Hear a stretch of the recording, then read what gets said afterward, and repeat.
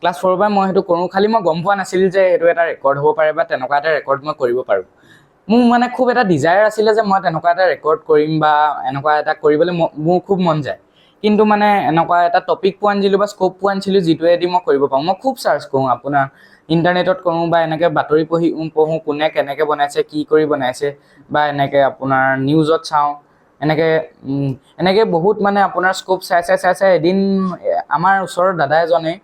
এটা ৰেকৰ্ড কৰিছিলে Indian book of ৰেকৰ্ডছত আমি জাম্পিং জেক্স কওঁ সেইটোকে তেওঁ 1 মিনিটত 138 বাৰ কৰি পেলাই ইণ্ডিয়ান বুক অফ ৰেকৰ্ডছত নিজৰ নাম উজ্বলাবলৈ সক্ষম হৈছিলে আৰু তাৰপিছতে মই তেওঁৰ পৰাও বহুত কণ প্ৰেৰণা পালোঁ আৰু বহুত মানে তাৰপিছত মই খুব জড়িত হৈ গ'লোঁ সেই টপিকটোৰ লগত অকল তাৰ ওপৰত ষ্টাডি কৰি থাকোঁ তাৰ ওপৰতে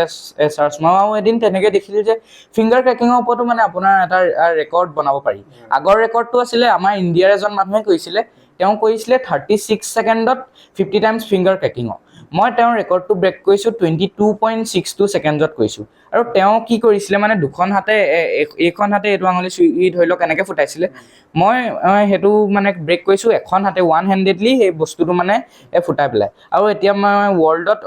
সেইটোৱে প্ৰথম যে মই ওৱান হেণ্ডেডলি কৰা এইটো মই প্ৰথম